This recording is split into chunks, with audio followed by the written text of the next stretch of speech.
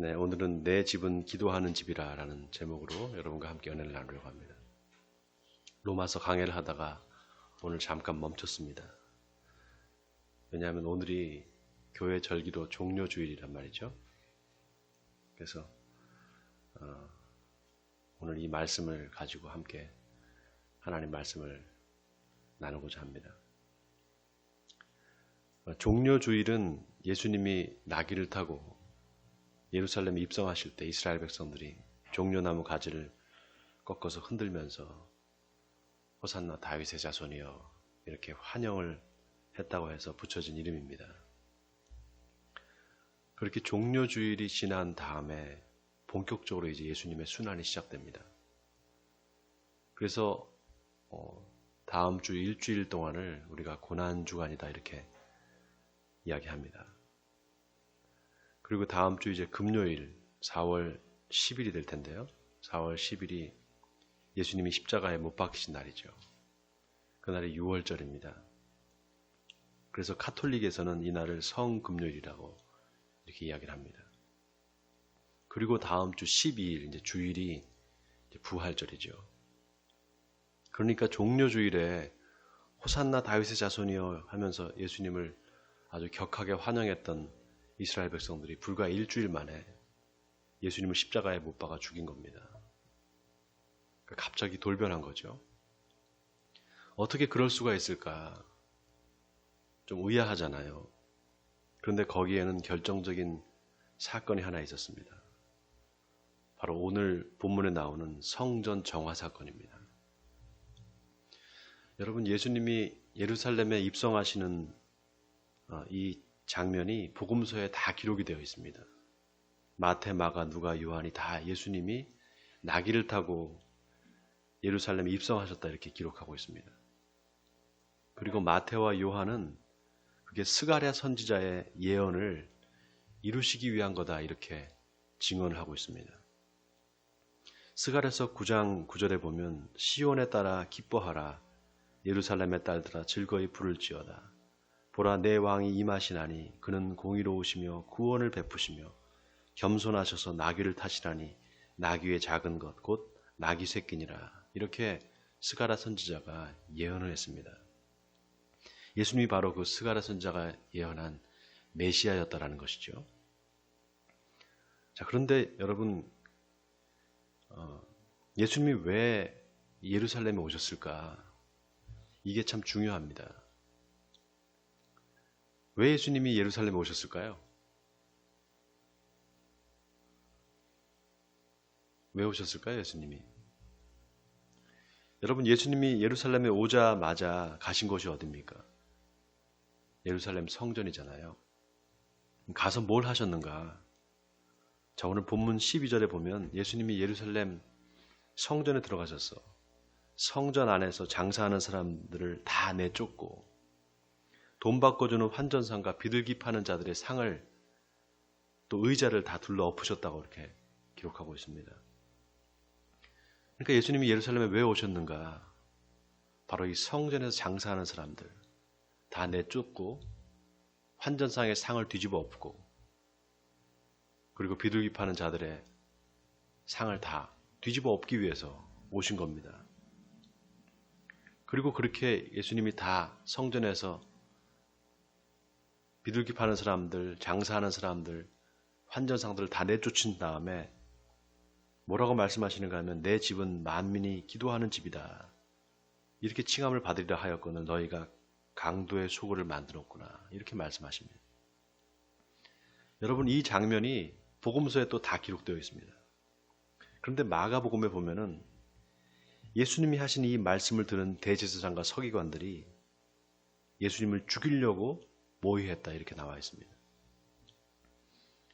자, 그러면 그때부터 예수님을 죽이려고 모의를 한 건가? 그게 아니었습니다. 요한복음 11장에 보면 예수님이 죽은 나사로를 살리는 장면이 나옵니다. 많은 사람 앞에서 예수님이 죽은 지 나흘이 지난 나사로야 나오라 하니까 나사로가 붕대를 둘러 감고 있는 그 상태로 무덤에서 나옵니다. 그걸 본 많은 사람들이 예수님을 이제 믿게 됩니다. 그런데 그날부터 제사장과 서기관들이 또 바리새인들이 예수를 죽이려고 모의했다 이렇게 기록하고 있습니다. 그리고 나서 요한복음 12장에 보면 이제 나사로의 집에서 잔치가 벌어집니다.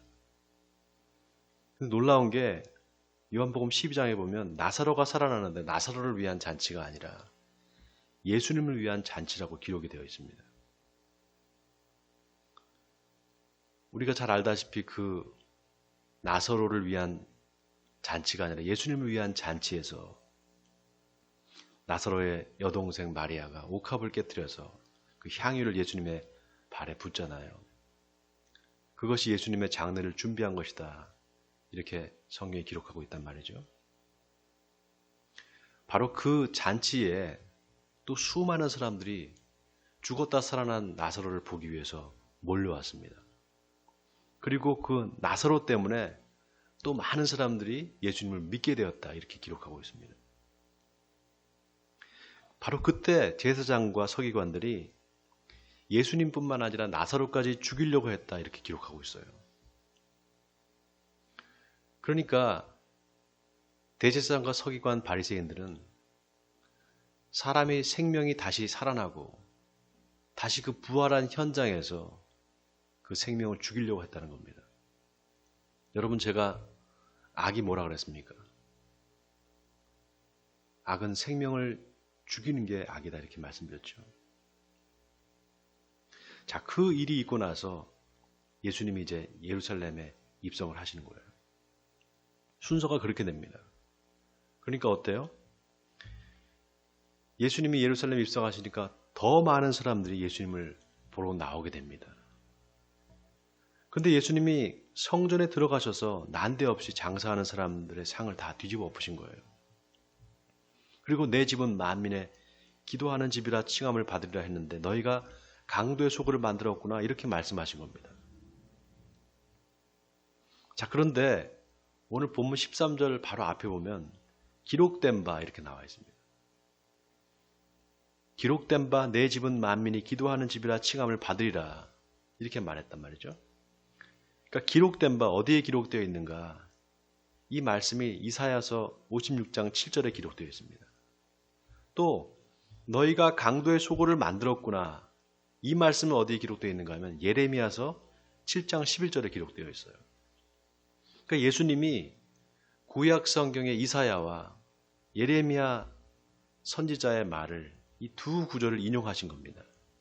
자, 먼저 이사야서 56장 7절을 우리 한번 찾아보겠습니다. 성경, 제가 가지고 있는 성경 1037쪽입니다.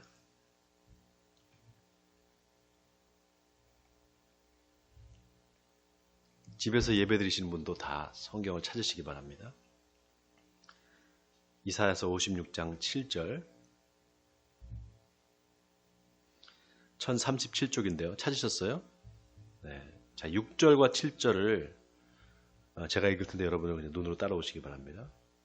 또 여호와와 연합하여 그를 섬기며 여호와의 이름을 사랑하며 그의 종이 되며 안식일을 지켜 더럽히지 아니하며 나의 언약을 굳게 지키는 이방인마다 내가 곧 그들을 나의 성산으로 인도하여 기도하는 내 집에서 그들을 기쁘게 할 것이며 그들의 번제와 희생을 나의 제단에서 기쁘게 받게 되리니 이는 내 집은 만민의 기도하는 집이라 일컬음이 될 것임이라. 자, 여기 보니까 유대인들뿐만 아니라 여호와를 사랑하는, 하나님의 이름을 사랑하는 이방인들도 다 와서 기도하라는 것입니다. 그래서 내 집은 만민의 기도하는 집이라는 이 말입니다. 그런데 너희가 강도의 소굴을 만들었구나라는 것입니다. 자, 이 강도의 소굴을 만들었다. 이 말은 예레미야서 7장 11절에 나옵니다. 자, 우리 또 한번 성경을 찾아보겠습니다. 예레미야서 7장 11절. 제가 가지고 있는 성경 1061쪽입니다.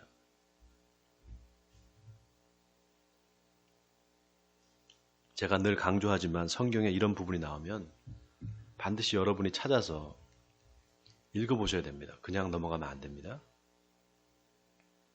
자, 찾으셨죠? 자, 이번에는 7장 1절부터 보겠습니다. 제가 읽을 테니까 여러분 그냥 눈으로 따라오세요. 여호와께로부터 예레미야에게 말씀이 임하니라 이르시되 너는 여호와의 집 문에 서서 이 말을 선포하여 이르기를 여호와께 예배하러 이 문으로 들어가는 유다 사람들아 여호와의 말씀을 들으라. 만군의 여호와 이스라엘의 하나님께서 이와 같이 말씀하시되 너희 길과 행위를 바르게 하라. 그리하면 내가 너희로 이곳에 살게 하리라. 너희는 이것이 여호와의 성전이라 여호와의 성전이라 여호와의 성전이라 하는 거짓말을 믿지 말라. 자, 여러분, 이게 무슨 말입니까? 이스라엘의 종교 지도자들, 대제사장과 서기관과 바리새인들이 예루살렘 성전을 가리키면서 여기는 여호와의 성전이다. 여호와의 성전이다. 하나님이 계시는 거룩한 성전이다. 이렇게 말을 하는데 그게 거짓말이라는 겁니다. 그러니까 그 거짓말을 믿지 말라는 거예요. 자, 그런데 사람들이 어리석게 그 말을 믿는다는 겁니다. 자, 그 다음 8절을 보세요. 보라, 너희가 무익한 거짓말을 의존하는도다.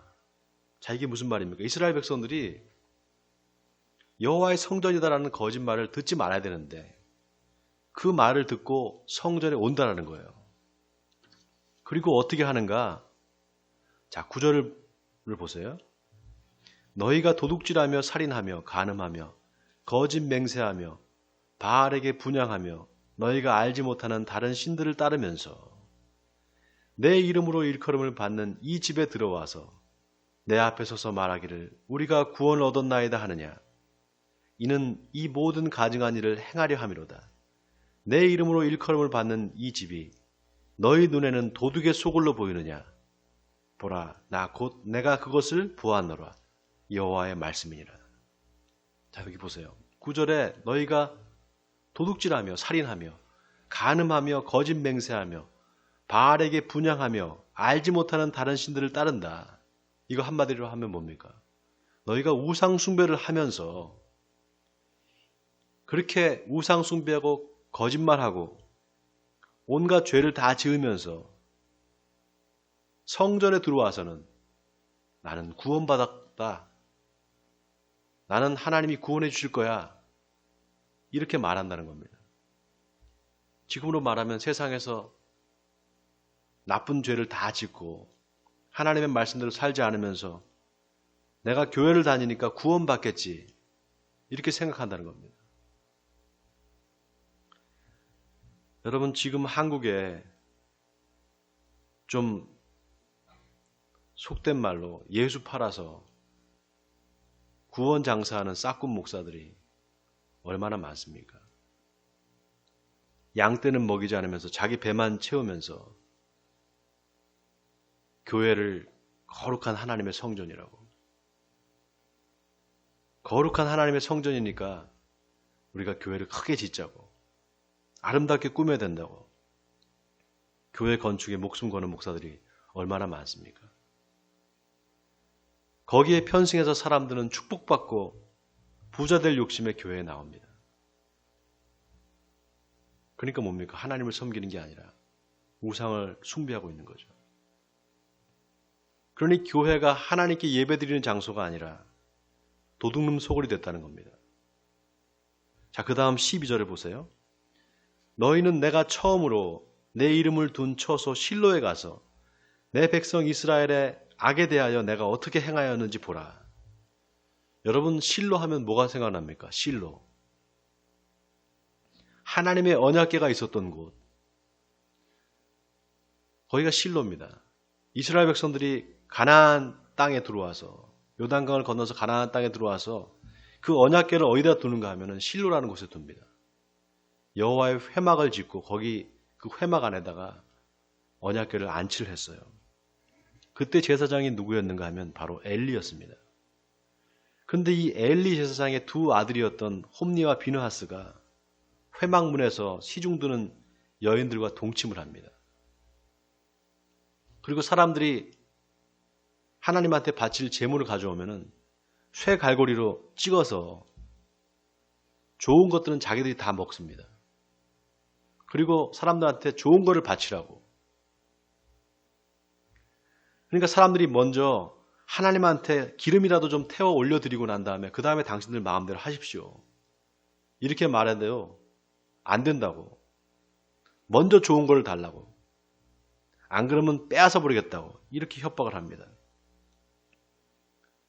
그런데 성경에서 뭐라고 기록했는가 하면은 이 엘리의 아들들이 이렇게 악을 행한 것은 여호와의 제사를 멸시했기 때문이다 이렇게 말하고 있습니다. 이 말은 다시 말하면 하나님께 드리는 예배를 우습게 생각했다는 겁니다. 그래서 결국 어떻게 됩니까? 언약궤가 블레셋에 빼앗기게 됩니다. 블레셋과의 전투에서 언약궤를 빼앗기게 돼요. 그리고 그 전투에서 엘리의 두 아들들이 전사를 합니다. 한날 한시에 죽습니다. 그 소식을 듣는 엘리 제사장은 의자에서 뒤로 넘어져서 목이 부러져서 죽습니다. 그리고 엘리의 며느리였던 비느하스의 아내는 남편이 죽고 언약궤도 빼앗겼다는 소리를 듣고 아이를 임신했는데 아이를 낳으면서 이카봇, 하나님의 영광이 이스라엘을 떠났다 이렇게 말합니다. 여러분, 이게 놀라운 게요. 이 사건이 놀라운 게 언약궤가 여러분 뭘 상징합니까? 예수 그리스도를 상징한단 말이죠. 그러니까 이게 신약하고 연결이 돼요. 여러분, 블레셋 사람들이 언약궤를 뺏어서 어디로 가져가는가 하면은 다곤 신전에 갖다 놓습니다. 다곤 신전에. 그런데 어떻게 되는가? 다곤 신상이 여호와의 언약궤 앞에 엎드러져서 머리하고 손이 다 깨져버립니다. 그래서 몸뚱이만 남아요. 이건 뭘 말하는 것인가? 하나님이 예수 그리스도를 통해서 모든 우상들을 다 부셔버린다는 겁니다. 자, 그 언약궤를 나중에 다윗이 예루살렘으로 가져온단 말이죠. 그런데 예루살렘으로 옮기기 바로 전에 3달 동안 가드 사람 오벳에돔의 집에 있게 됩니다. 이 언약궤가.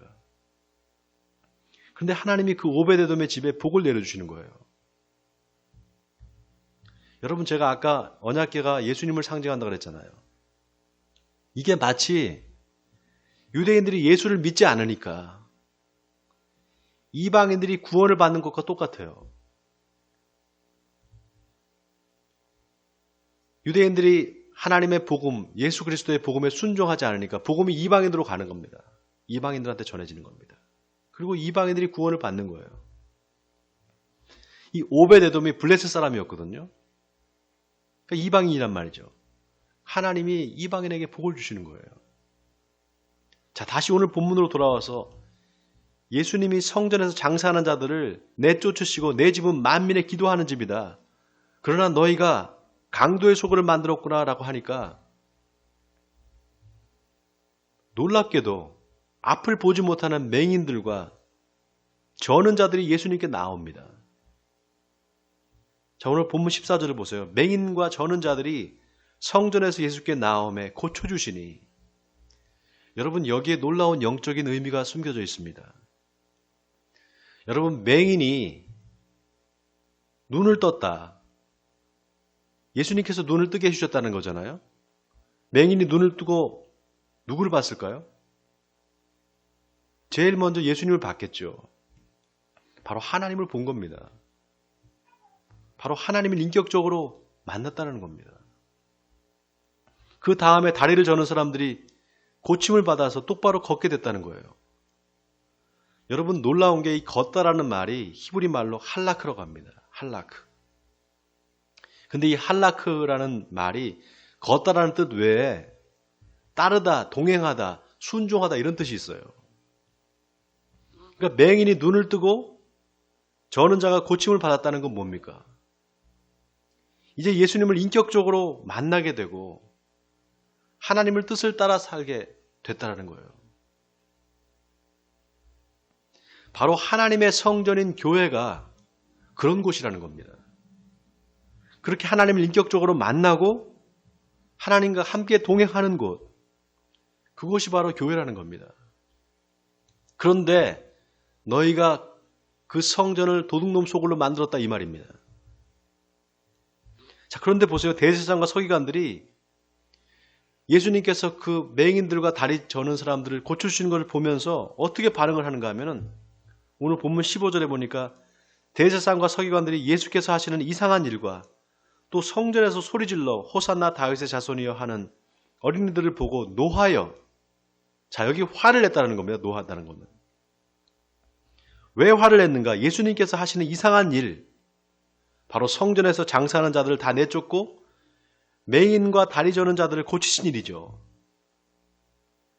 그게 대제사장과 서기관들한테는 이상한 일로 보이는 거예요. 이상한 일로. 또 성전에서 아이들이 호산나 다윗의 자손이여 소리를 지르는 것을 보면서 대제사장과 서기관들은 화를 냈다는 겁니다. 그러면서 예수님한테 뭐라고 하는가 하면, 자, 그들이 하는 말을 듣느냐? 이렇게 물어봅니다. 그러니까 예수님이 뭐라고 하십니까? 그렇다. 어린 아기와 젖먹이는 이들의 입에서 나오는 찬미를 온전하게 하셨다 함을 너희가 읽어보지 못하였느냐? 이렇게 말씀하세요. 여러분, 이 말씀은 시편 8편에 나오는 말씀입니다. 시편 8편은 다윗이 창조주 하나님을 찬양하는 찬양시입니다.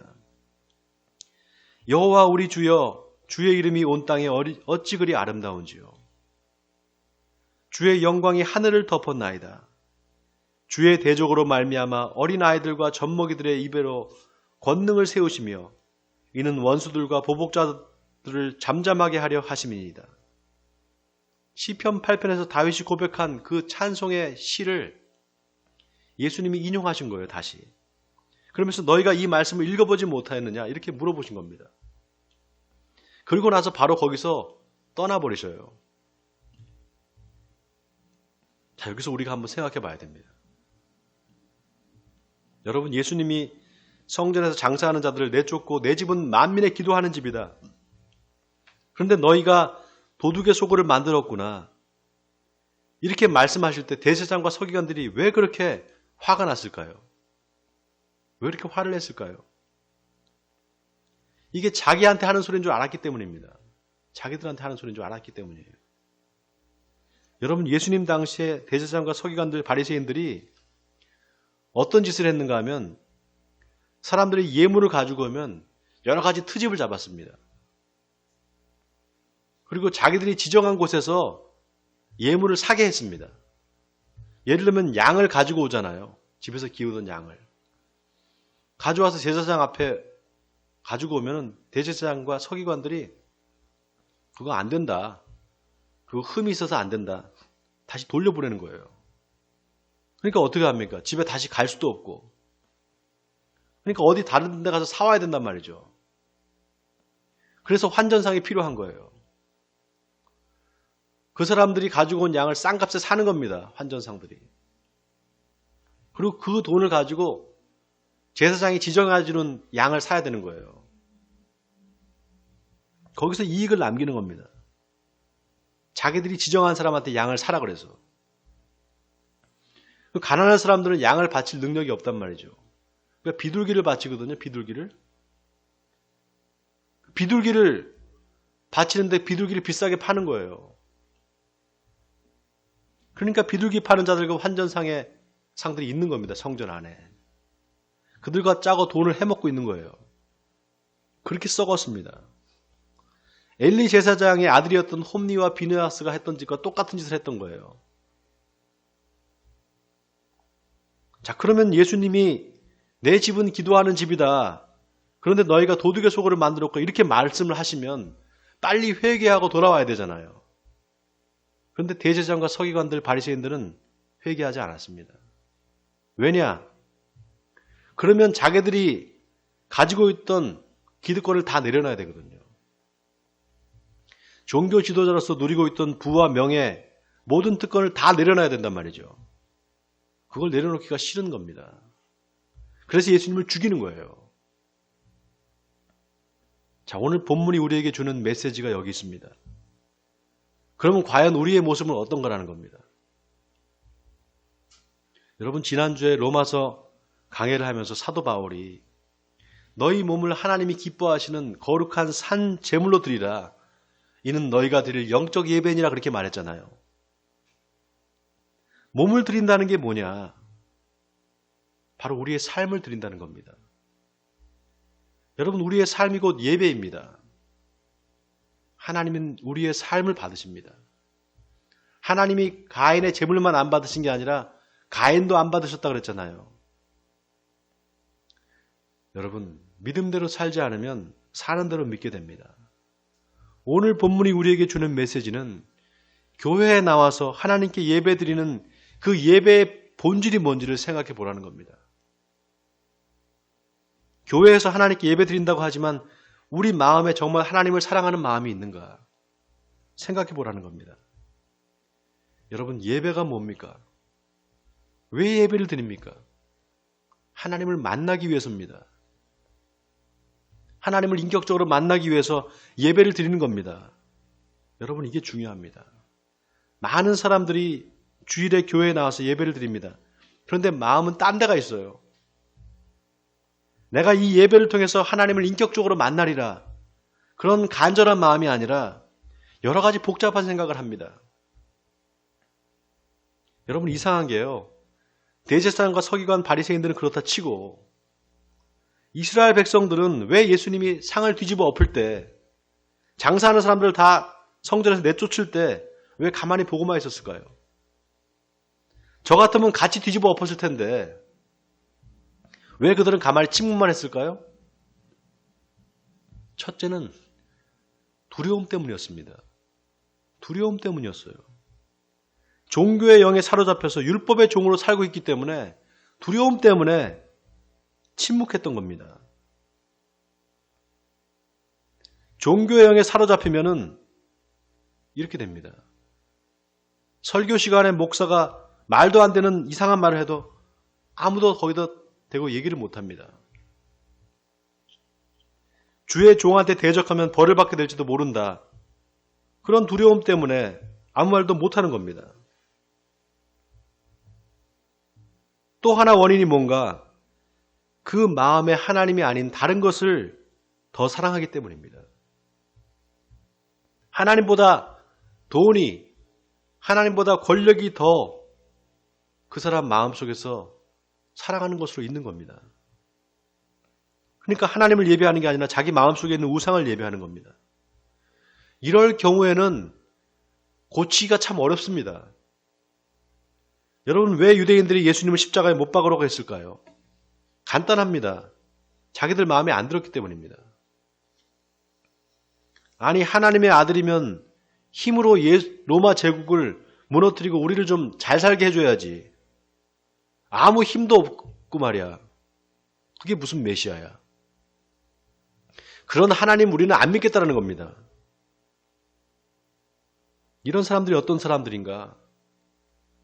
첫 단추를 잘못 낀 사람들입니다.